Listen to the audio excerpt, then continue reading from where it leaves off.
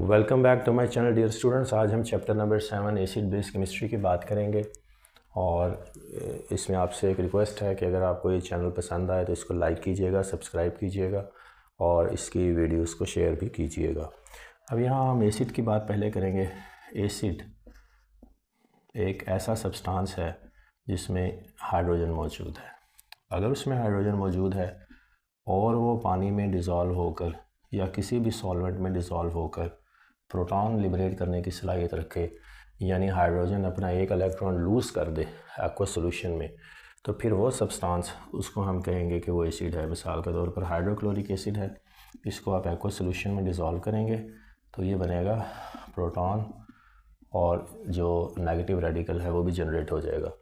तो पानी has this natural ability, क्योंकि पानी पोलर इन नेचर है, पहली बात पोलर को अट्रैक्ट करेगा। दूसरा ये है कि पानी में हाइड्रोजन बॉन्ड्स हैं which is a very strong type of intermolecular attraction, वो भी एक अपना रोल प्ले करती है आयोनाइज करवाने में किसी भी स्पीशी को। एसिड के केस में हाइड्रोजन आयोनाइज होगी अपना एक इलेक्ट्रॉन लूज़ करके, जो कि इसके वैलेंस शेल में एक ही इलेक्ट्रॉन है, तो यहाँ पे ये प्रोटॉन 1s0 हो जाएगा। ये अनस्टेबल है और फ़ौरन जो है ये किसी न किसी और स्पीशी से इंटरेक्ट करके तो कुछ और बन जाएगा, यानी कि पानी में ही मौजूद हाइड्रोक्साइड आयन से मिलकर ये वाटर में कन्वर्ट होता चला जाएगा। लेकिन पॉइंट, इसीलिए acids have very strong tendency, बहुत रिएक्टिव है अमूमी तौर पर, क्योंकि कुछ ना कुछ ज़रूर वो कर देंगे उस सरफेस को जहाँ पे वो जिससे वो इन कांटेक्ट हुए होंगे। उसकी वजह यह है कि जो प्रोटॉन है इसका वैलेंस शेल में इलेक्ट्रॉन नहीं है, ये एग्जिस्टेंस और नॉन एग्जिस्टेंस के दरमियान एक चीज़ बन जाएगा और फ़ौरन अपने आप को एग्जिस्टेंस में लाने के लिए ये अपने इलेक्ट्रॉन को रिकवर करेगा और बॉन्डिंग में चला जाएगा। तो इस तरह से ये बात है।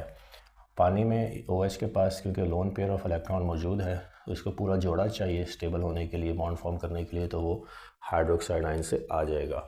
अब ये स्पीशी, अब इसी तरह HNO3 लिखें, ये भी एक्वस सॉल्यूशन में टूट जाएंगे, इसलिए ये भी बाय डेफिनेशन एसिड कहलाएंगे H+NO3 नाइट्रेट आयन में। इसी तरह से H2SO4 है, ये भी एक्वस सॉल्यूशन में टूट जाएंगे, प्रोटॉन लिबरेट होगा और साथ हाइड्रोजन सल्फेट आयन जो है ये रिलीज़ होगा। इसी तरह से HCH3COOH एसिटिक एसिड विनीगर जिसको कहते हैं, ये भी एसिड है, ये भी प्रोटॉन में एक्वस सॉल्यूशन में और एसीटेट आयन में टूट जाएंगे। तो ये है एसिड की डेफिनेशन इन शॉर्ट। बेस की बात करें तो बेस कोई भी स्पीशी है, जैसे ये सोडियम हाइड्रोक्साइड है, इसमें OH यानी हाइड्रोक्सिल ग्रुप का होना ज़रूरी है और ये जो हाइड्रोक्सिल ग्रुप है ये एक्वस सॉल्यूशन में पानी जो है इसको इसके आयंस में तोड़ देगा, यानी मेटालिक पार्ट अलहदा हो जाएगा और हाइड्रोक्सिल जो ग्रुप है वो हाइड्रोक्साइड आयन के तौर पर OH-1 चार्ज के साथ रिलीज़ होगा सिस्टम में। ये हाइड्रोक्सिल आयन जो है ये फिर एक हाईली रिएक्टिव स्पीशी है, ये भी पानी में मौजूद प्रोटॉन्स के साथ, जिस तरह पहले बात की, इंटरेक्ट करके वाटर बनता चला जाएगा। तो इस तरह से ये इस बेस भी एक हाईली रिएक्टिव स्पीशी है, क्योंकि जब ये हाइड्रोक्सिल आयन को लिबरेट कर देती है तो वो आगे बहुत ज़्यादा इंटरेक्टिव है, बहुत ज़्यादा रिएक्टिव है। आप कुछ और देखें, मेटालिक पार्ट होगा, ये याद रखिएगा, एक मेटालिक पार्ट और एक hydroxyl part.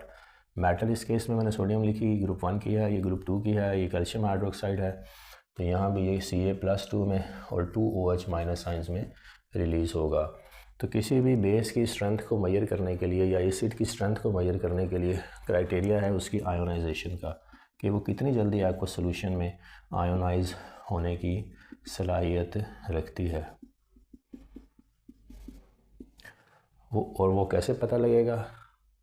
Ionisation energy for metals कितनी कम है, मतलब कितनी जल्दी वो अपने इलेक्ट्रॉन को लूज़ करके तो इलेक्ट्रोपॉजिटिव आयंस बन जाते हैं।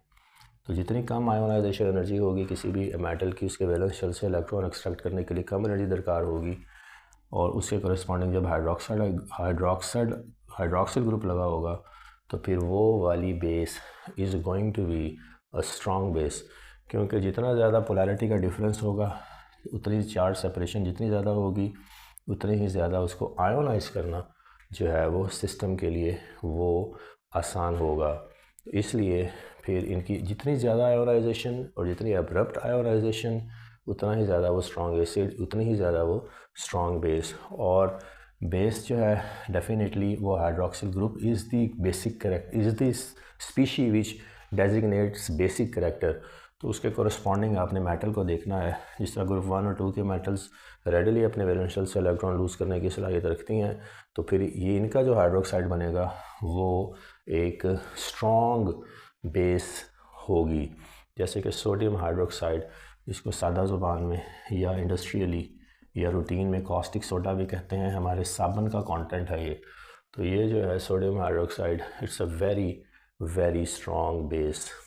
अब अगर कोई एसिड है तो ये देखें हाइड्रोक्लोरिक एसिड है, इसको आप इंटरेक्ट कराएं किसी बेस से, जैसे सोडियम हाइड्रोक्साइड है, तो आपके पास न्यूट्रलाइजेशन रिएक्शन कहते हैं इनको। Acid base reaction are called neutralisation reactions. Neutralisation reaction में इनका जो इफेक्ट है वो नलीफाई हो जाता है। एसिड करेक्टर भी और बेसिक करेक्टर भी हाइड्रोजन हाइड्रोक्सिल से मिलकर वाटर बन जाता है, जैसे कि पहले ही बात की। और जो मेटल और नॉन मेटल है वो अपना एक बॉन्ड फॉर्म कर लेते हैं जिसको सॉल्ट कहते हैं, और साथ आपको वाटर मिलता है। एसिड और बेस अपना करेक्टर लूज़ कर चुके होते हैं और एवेंचुअली जो सोल्यूशन है उसकी पीएच जो है वो बिल्कुल 7 पे आ जाती है, यानी न्यूट्रल। इसके बाद कुछ और बातें भी हैं फिज़िकल करेक्टरिस्टिक्स। अगर बात करें तो एसिड्स जो हैं इनका सोर टेस्ट है। Lemon is an example of N acid. Lemon में एसिटिक एसिड होता है, ऑरेंज में एसिटिक एसिड होता है, लेमन ऑरेंजेस सिट्रिक एसिड होता है या एसिटिक एसिड होता है। हमारी विनीगर जो है इसमें एसिटिक एसिड होता है, लेमन में ऑरेंज में सिट्रिक एसिड होता है, और लिटमस पेपर को ये ब्लू को रेड कर देती है। लिटमस पेपर के ऊपर एक केमिकल मौजूद होता है जो कलर चेंज करता है जब रिएक्शन टेक प्लेस कर जाए एसिड या बेस से। तो अगर ब्लू लिटमस पेपर लें आप, यानी डाई हुआ हो लिटमस पेपर ब्लू से, टर्न्स ब्लू टू रेड, तो इंडिकेट हो जब आप उसको डिस्पर्स करेंगे सोल्यूशन में, अगर ब्लू से रेड हो जाए तो वो सोल्यूशन जो है वो एसिडिक इन नेचर है। एसिड जो हैं वो नेचुरल हैं और मिनरल एसिड्स हैं। नेचुरल एसिड्स हैं, मिनरल नेचुरल वो हैं जो नेचर में एग्जिस्ट करते हैं, मिनरल वो हैं जो हम खुद सिंथेसाइज करते हैं। अब नेचुरली एग्जिस्टिंग अगर एसिड्स की बात करें तो बड़ी बात की एसिटिक एसिड की, जो कि विनीगर का कंटेंट है, यहाँ इसका नाम लिख देते हैं इधर ही CH3COOH। सिट्रिक एसिड जो है ये माल्टे और लेमन में पाया जाता है। These are naturally existing acids. और अगर ख़ुद हम लेबॉर्ट्री में सिंथेसाइज करें तो ये जो हाइड्रोजन हेलाइड्स हैं HX, ये हम लेबॉर्ट्री में सिंथेसाइज कर सकते हैं। हाइड्रोजन जो है ये इसका एक सोर्स हम लेंगे, और जो हेलाइड है इसमें फ्लोरीन है, क्लोरीन है, ब्रोमीन है, आयोडीन है। इनसे इंटरेक्शन कराएंगे तो हमारे पास कोई ना कोई एसिड जो है वो आ जाएगा, यानी hydrogen fluoride, hydrogen chloride, hydrogen bromide. तो ये हम खुद लेबॉर्ट्री में भी सिंथेसाइज कर सकते हैं। हमें हाइड्रोजन, नेसेंट हाइड्रोजन चाहिए होगी, यानी कि हम हाइड्रोजन को, गैस को जो है वो ब्रेकअप करवा के उसके रेडिकल्स में, तो फिर यहाँ पे फ़ौरन उसको इंटरेक्ट करा सकते हैं हेलाइड से, तो फिर जो है हमारे पास हाइड्रोजन हेलाइड बन जाएगा। और अगर इसको रेडिकलाइज ना भी करा सकें तो ख़ाली हाइड्रोजन जो एलिमेंटल है यानी 1s1 के साथ इसको भी इस्तेमाल किया जा सकता है। और इसके जो है हमारे पास मल्टीपल सोर्सेज हैं, मल्टीपल कंपाउंड्स हैं जहाँ से हम इसको एक्सट्रैक्ट कर सकते हैं। तो H और Cl, तो अगेन HCl, तो हाइड्रोजन का फिर नाइट्रेट आइन है, ये एनाइन है, इसके भी कई सोर्सेज हैं। सॉल्ट का कंटेंट है, उससे डिराइव हो सकती है, नेचर में मौजूद है, रॉक्स की फॉर्म में, कंपाउंड्स कॉन्ग्रीगेट्स की फॉर्म में, वहाँ से एक्सट्रैक्ट करके फिर आप उसको हाइड्रोजन से इंटरेक्ट कराएं तो जो है वो नाइट्रिक एसिड हमारा बन जाएगा। This is nitric acid, this is hydrochloric acid.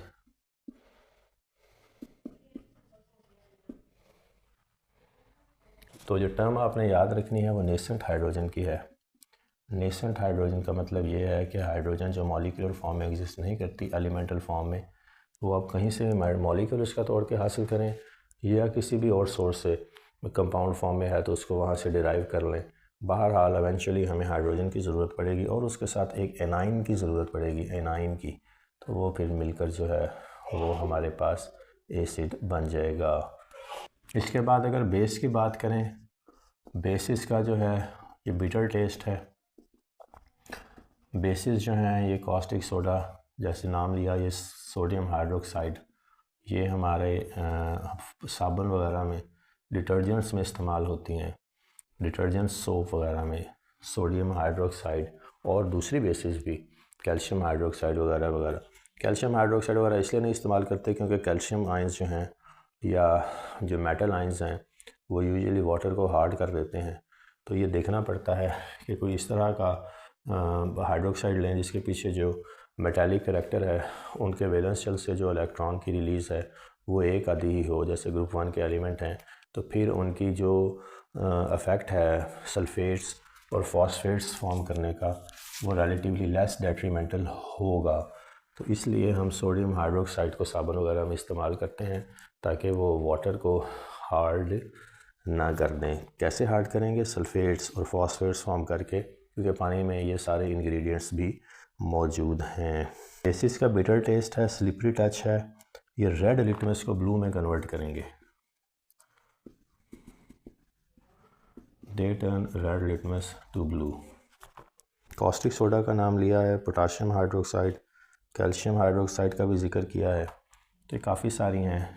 NaOH, sodium hydroxide, CaOH twice, calcium hydroxide, NH4 ammonium ion derived from ammonia, ammonium hydroxide. तो अमोनिया भी बेसिक इन नेचर है। जिस भी स्पीशी के पास लोन इलेक्ट्रॉन पेयर मौजूद होगा वो basic in nature होने की सलाहियत रखती है। तो ये भी एक पहचान है बेस की। एसिड्स को भी हम लेबॉरेटरी में फॉर्म कर सकते हैं, सिंथेसाइज कर सकते हैं। बेस को भी हम सिंथेसाइज कर सकते हैं। बेस की सिंथेसिस के लिए हमें जो चाहिए चीज़ वो हाइड्रोक्सिल ग्रुप है। अब हाइड्रोक्सिल ग्रुप के जो सोर्सेज हैं वो हमारे पास मल्टीपल हैं। पानी से भी आप हाइड्रोक्साइड आयन को तोड़वा सकते हैं और फिर इस हाइड्रोक्साइड आयन को मेटल से इंटरेक्ट करवाएंगे तो NaOH बनने की चांस हैं। नहीं तो जो सबसे वायबल तरीका है वो मेटल को आप इंटरेक्ट कराएं वाटर के साथ और मेटल ऑक्साइड फॉर्म करें, साथ हाइड्रोजन गैस लिबरेट करेगी, और इस ऑक्साइड को फिर आप वाटर से फर्दर इंटरेक्ट कराएं तो सोडियम हाइड्रोक्साइड बन जाएगी, यानी बेस। तो आपने पानी का ऑक्साइड फॉर्म करना है, मेटल का ऑक्साइड फॉर्म करने के लिए आप डायरेक्ट उसको ऑक्सीजन से इंटरेक्ट करा के ऑक्सीडाइज करवा सकते हैं, तब भी फॉर्म हो जाएगा। वाटर से इंटरेक्ट करा देंगे तो तब भी फॉर्म हो जाएगा। और ये जो फॉर्म होगा मेटल ऑक्साइड, ये मेटल ऑक्साइड फिर वाटर से मिलकर तो मेटल हाइड्रोक्साइड बन जाएगा। कंट्रोल कंडीशन में करेंगे तो ऑक्साइड बनेगा, और कंट्रोल कंडीशन में नहीं करेंगे, एब्रप्ट रिएक्शन अलाउ होने देंगे तो फिर हाइड्रोक्साइड तक बात चली जाएगी। Different concept of acids and basis की अगर बात करें तो पहला कॉन्सेप्ट है आर्हेनियस कॉन्सेप्ट। आर्हेनियस ने सबसे प्रीलिमिनरी लेवल का कॉन्सेप्ट दिया था कि ऐसी स्पीशी जो एक्वस सॉल्यूशन में आयोनाइज होने की सलाहियत रखे। आज भी ये डेफिनेशन वैलिड है। पानी जो है वो आयोनाइज करता है, पानी बॉन्ड्स को ब्रेक करके उनको सराउंड कर लेता है, तो आयोनाइज करता है स्पीशी को। अगर पानी आयोनाइज कर पाए और कोई रिएक्शन जनरेट ना हो, अब HCl को अगर आप वाटर से इंटरेक्ट कराएं यानी एक्वस सॉल्यूशन में डिज़ोल्व करें तो इसमें यह पॉसिबिलिटी भी तो है कि आपके पास यहाँ पे नए बॉन्ड्स फॉर्म हो जाएं, एक जमगट्ठा सा बन जाए, यानी HClO क्लोरेट आयन बन जाए। अब ये अगर क्लोरेट बन गया है HClO नेचर का कंपाउंड, इसका मतलब ये है कि इस स्पीशी ने, इस सब्सटेंस ने पानी में जो है वो ब्रेकअप नहीं हुआ, आयोनाइज नहीं हुआ, बल्कि इसने रिएक्शन करके एक नया कंपाउंड फॉर्म कर दिया। फिर इसको हम एसिड नहीं कहेंगे एज़ पर आर्हेनियस। आर्हेनियस के मुताबिक उस सब्सटेंस का एक्वस सॉल्यूशन में हाइड्रोजन आयंस में यानी प्रोटॉन्स में और एनाइन में लिबरेट करना ज़रूरी है। प्रोटॉन की स्पेसिफिकली बात की गई है कि प्रोटॉन जो है लिबरेट करने की सलाहियत अगर उस स्पीशी में है जो कि डेफिनेटली पॉजिटिव और नेगेटिव एंड से मिलकर बनी है, तो फिर उस स्पीशी को बाय डेफिनेशन हम आर्हेनियस के कॉन्सेप्ट के मुताबिक एसिड कहेंगे।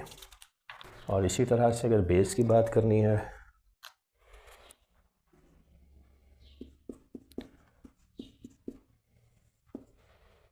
तो वो आर्हेनियस की डेफिनेशन के मुताबिक सॉल्यूशन में हाइड्रोक्साइड आयन रिलीज़ करने की अगर कोई स्पीशीज सलाहियत रखती है तो फिर वो बेसिक इन नेचर कहलाएगी, जैसे कि ये सोडियम हाइड्रोक्साइड है। इसी तरह से अगर सोडियम हाइड्रोक्साइड पानी से मिलकर आयोनाइज ना हो बल्कि कोई और प्रोडक्ट फॉर्म कर दे, जैसे NaH हाइड्राइड बना दे और जो है वो आयंस में ना टूटे, अब सोडियम हाइड्राइड बनने का चांस है, क्यों नहीं है? तो NaH इज़ अ पॉसिबिलिटी। तो अगर जिसमें हाइड्रोजन जो है ये हाइड्राइड के तौर पर -1 के साथ सोडियम +1 के साथ होगा, तो अब ये हाइड्राइड अगर बन गया है सोडियम हाइड्रोक्साइड के साथ पानी में, तो now this is not a base as per definition of Arrhenius. For Arrhenius base it has to be hydroxide ions की formation and not compound formation. याद रखें कि जैसे पहले भी ये बात की है, जैसे प्रोटॉन रिलीज़ होते हैं हाइड्रोक्साइड आयन सोल्यूशन में रिलीज़ होते हैं तो पानी बनता चला जाता है। ये बात हम पहले भी कर चुके हैं। ये बात आर्हेनियस ने ही की थी कि ये सिलसिला जो प्रोटॉन्स का और हाइड्रोक्साइड आयंस का है ये फर्दर वाटर में, और ये हाईली एक्सोथर्मिक है और इसमें साथ हीट भी एवॉल्व होगी क्योंकि ये अपोजिट चार्जेस की अट्रैक्शन है। अगर इस तरह लिख दिया जाए HCl एक्वस सोल्यूशन में हाइड्रोनियम आयन की अगर बात कर लें तो ये भी हाइड्रोनियम आयन बन जाए, तो हाइड्रोनियम आयन भी प्रोटॉन ही है। ये is not different from proton. ये H+ साइंस में और OH+ साइंस में डाइसोशिएट होता रहेगा और ये रिवर्सिबल सिलसिला है। ये मिल के ये बन जाएंगे और ये टूट के ये, तो this is not much of a difference. Acetic acid को भी हम हाइड्रोलाइज करा सकते हैं, ये भी एसिड है, आयोनाइज करा सकते हैं एक्वस सोल्यूशन में CH3COOH। तो ये एक्वस सोल्यूशन में CH3COO- और प्रोटॉन्स में टूट जाएगा।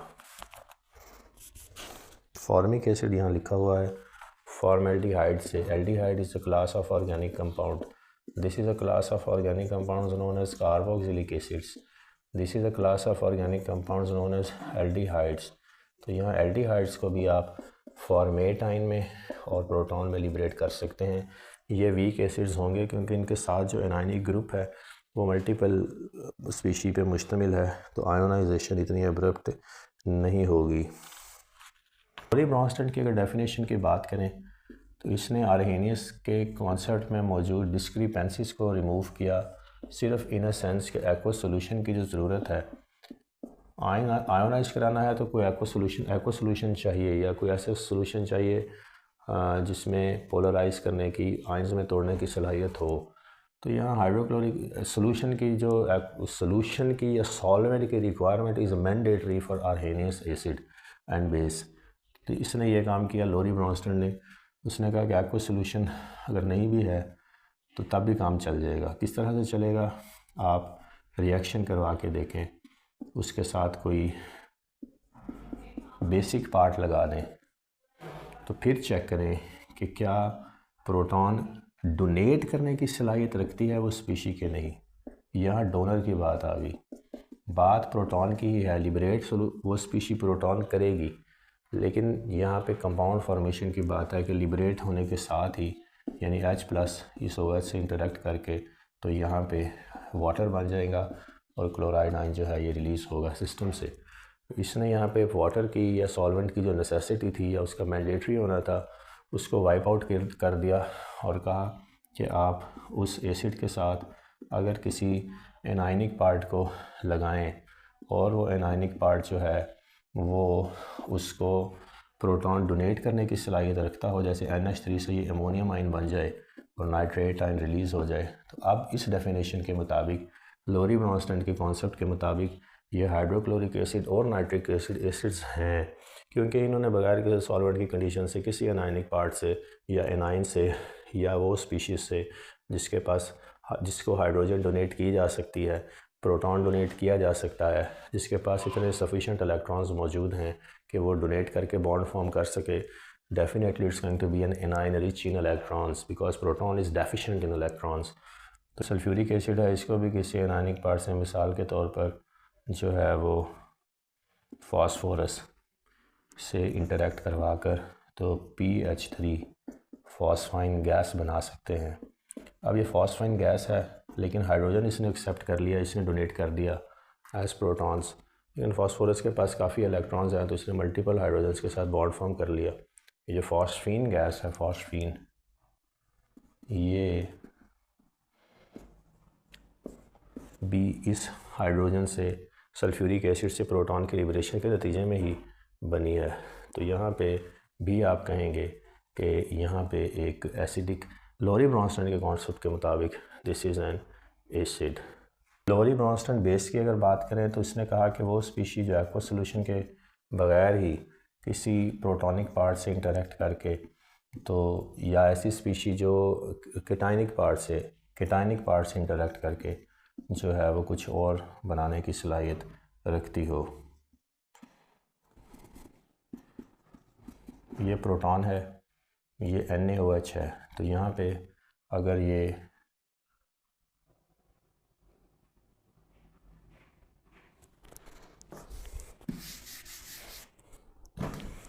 लोरी ब्रॉन्स्टन अगर बेस की बात करें तो इसने कहा कि बेस वो स्पीशी है जो NaOH, अब ये है हाइड्रोक्साइड आयन जो है, हाइड्रोक्सिल ग्रुप जो है, इसको डोनेट करने की सलाहियत रखे किसी दूसरी स्पीशी को, जो कि यकीनन केटाइनिक इन नेचर होगी क्योंकि ये एनाइनिक है। यहाँ अगर वाटर बन जाए और साथ मेटल आयन रिलीज़ हो तो आप कहेंगे कि sodium hydroxide is a base as per definition of Lowry Bronsted. अब ये कैल्शियम हाइड्रोक्साइड है, यहाँ पे कोई और मेटालिक पार्ट लगा दें तो ये एक डिस्प्लेसमेंट रिएक्शन हो जाएगा। Cu अब कैल्शियम हाइड्रोक्साइड की बजाय कॉपर हाइड्रोक्साइड बन जाएगा और कैल्शियम एज मेटल आइंस जो है वो सिस्टम से रिलीज़ होगी। तो डिस्प्लेसमेंट रिएक्शन की बात है, डिस्प्लेसमेंट रिएक्शन हैं ये बेसिकली, लेकिन इन्वॉल्व बेस के केस में हाइड्रोक्साइड आइन होगी। This is Lowry Bronsted base. ये भी एक तरीका है इसकी डेफिनेशन को देखने का, और दूसरा तरीका इसकी डेफिनेशन को देखने का ये है कि बेस वो स्पीशी है जो प्रोटॉन को एक्सेप्ट कर ले। तो यहाँ अगर आप देखेंगे तो वही बात है, Na+ बनेगा और वाटर बनेगा। तो प्रोटॉन को एक्सेप्ट कर लिया या हाइड्रोक्साइड ग्रुप जो है वो डोनेट हो गया। ये दोनों तरह से आप इसको देख सकते हैं। बात लोरी ब्रॉन्स्टन बेस की इस तरह से समझ आ जाएगी। तो सब्स्टिट्यूशन रिएक्शन जो है वो टेक प्लेस करेगा। A cation replaces another cation. This is also one of the possibilities. So this is what Lory Bronsted concept of a base is. Either it accepts a proton or it donates hydroxide group. In both cases it's going to be a Lory Bronsted base. इसने conjugate acid की बात भी की, conjugate base की बात भी की। अब acid is a species according to him जो proton donate करने की सलाहियत रखे। HCl है या हाइड्रोक्साइड ग्रुप है, यहाँ प्रोटॉन इसके पास जाएगा तो ये H2O बन जाएगा और क्लोराइड आयन यहाँ पे रिलीज़ होंगे। So this is an acid. अब ये एसिड यहाँ पे बेस बन जाएगा क्योंकि इसका प्रोटॉन लिबरेट हो गया, तो अब यहाँ पे आके प्रोडक्ट साइड पे ये बेस हो गया। ये बेस थी, रिच इन नेगेटिव चार्ज थी, यहाँ आके ये न्यूट्रलाइज हो गया, इसका इफेक्ट, इसका बेसिक कैरेक्टर वाटर बन गया। अब ये इसका कॉन्जुगेट एसिड है, acid base, this is it's conjugate base, जोड़ा जोड़ा, और बेस है तो ये इसका कॉन्जुगेट एसिड। तो ये conjugate acid base pairs form होते हैं as per Lowry Bronsted concept of acids and bases. ये दूसरा रिएक्शन ये अमोनिया का वाटर के साथ है। तो वाटर ने अपना एक प्रोटॉन इसको डोनेट किया, लोरी ब्रॉन्स्टन के मुताबिक ये एसिड हुई, ये बेस हुई। ये हाइड्रोजन जब इसकी टूट गई एज प्रोटॉन तो ये वहाँ जाके हाइड्रोक्साइड आयन बन गया, तो ये इसकी कॉन्जुगेट बेस हुई, इसकी कॉन्जुगेट बेस हुई, और ये बेस है, ये यहाँ पे जाके अब एसिडिक इन नेचर हो गया है, कॉन्जुगेट एसिड बन गया है। इसके बाद एम्फोटेरिक सब्सटेंसेस की बात भी इसने की। एम्फोटेरिक वो सब्सटेंसेस हैं, वो एसिड बेसिस हैं, वो सब्सटेंसेस हैं जो एज एसिड्स भी एक्ट कर सकते हैं और एज बेसिस भी एक्ट कर सकते हैं। इनके पास दोनों करेक्टरिस्टिक्स हैं।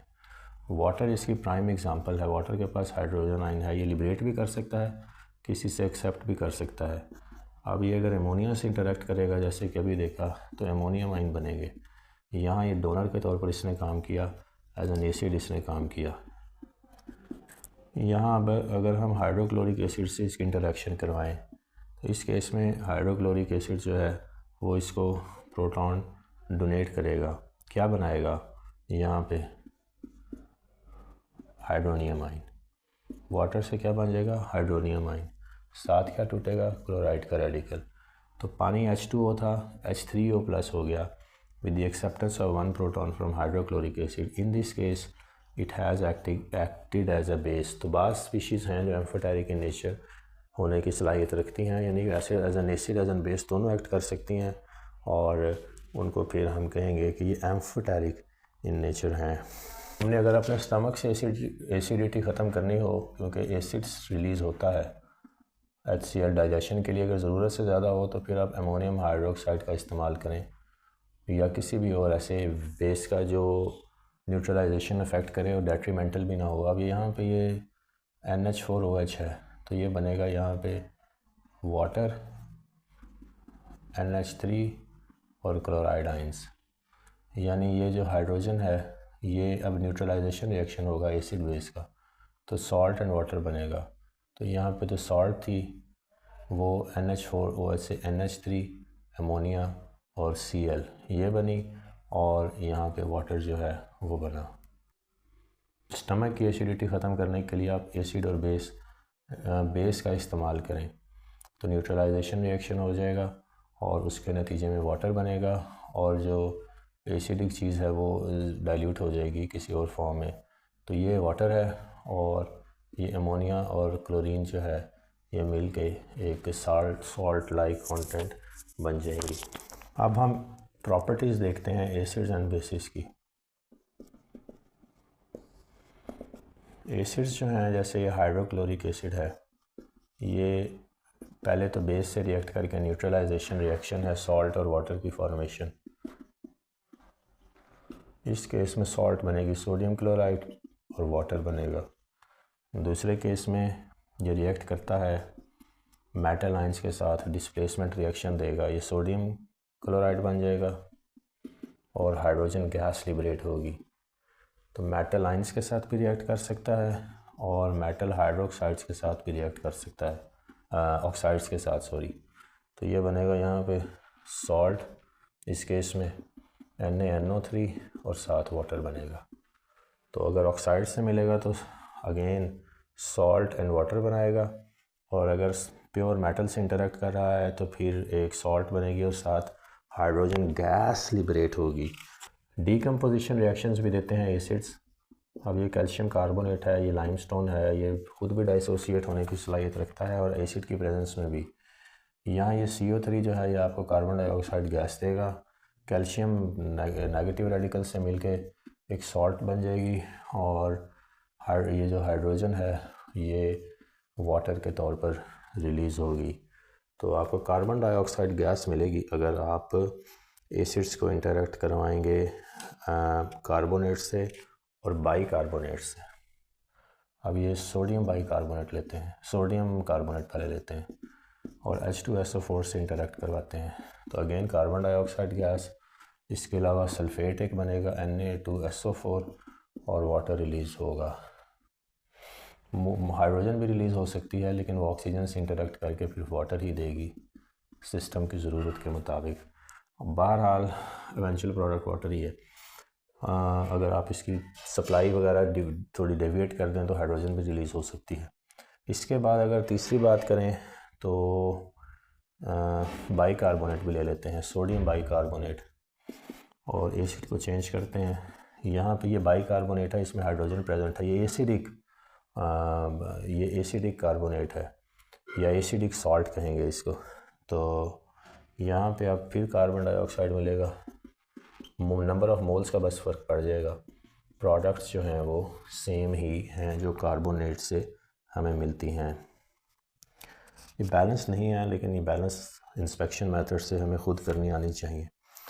प्रॉपर्टीज़ ऑफ बेसिस की अगर बात करें तो बेस जो है पहले तो एसिड से रिएक्ट करके, ये काफ़ी दफ़ा हो गया neutralisation reaction NaCl plus water. इसके अलावा बेस जो है वो मेटल आयन से भी इंटरेक्ट कर सकती है, अगेन सब्स्टिट्यूशन रिएक्शन होगा, यानी कैल्शियम हाइड्रोक्साइड बन जाएगा और सोडियम आयन जो है, सोडियम मेटल एज आयन जो है ये रिलीज़ होगी। तो ये भी एक पॉसिबिलिटी है। इसके अलावा ये बेस है अगर, तो फिर वो सॉल्ट से इंटरेक्ट करके, अमोनियम क्लोराइड से, अमोनियम सॉल्ट से इंटरेक्ट करके ये अमोनिया गैस रिलीज़ करने की सलाहियत रखती हैं। ये इंडस्ट्रियली इम्पॉर्टेंट चीज़ है, इसलिए इसको भी देखा जाता है। अब हम चलते हैं एसिड रेन और उसके इफ़ेक्ट्स की तरफ चलते हैं। एसिड रेन होती क्यों है? जब यहाँ से carbon content fossil fuel burning के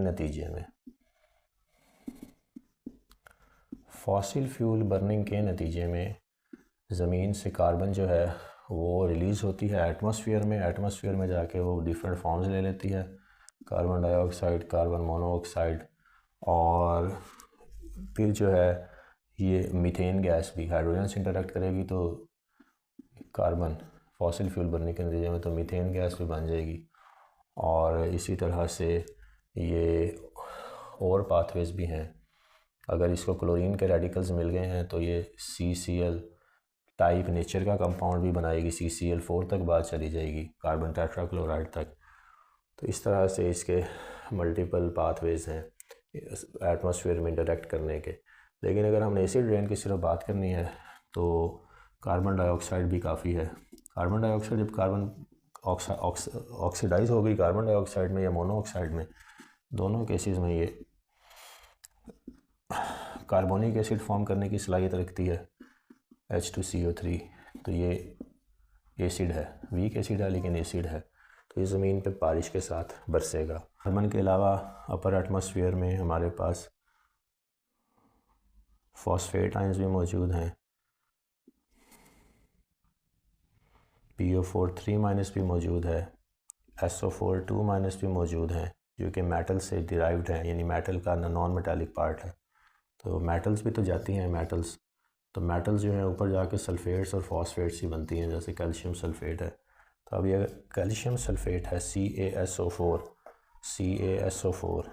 तो ये भी पानी के साथ इंटरेक्ट करके अपर एटमॉस्फेयर में सल्फ्यूरिक एसिड बन जाएगा और ये एसिड का कंटेंट है, एसिड रेन का कंटेंट है। तो अगर फॉस्फेट से इंटरेक्ट करें, फॉस्फेट कहाँ से आ सकती है? Sodium phosphate Na3PO4। तो ये सोडियम फॉस्फेट Na3PO4 जो है ये भी वाटर से इंटरेक्ट करके, water is a green house, one of the members which are a part of the green house infrastructure. तो ग्लोबल वार्मिंग में इनका एक अपना रोल है। ये वाटर से इंटरेक्ट करके, तो यहाँ पे आपको मिलेगा फॉस्फोरिक एसिड,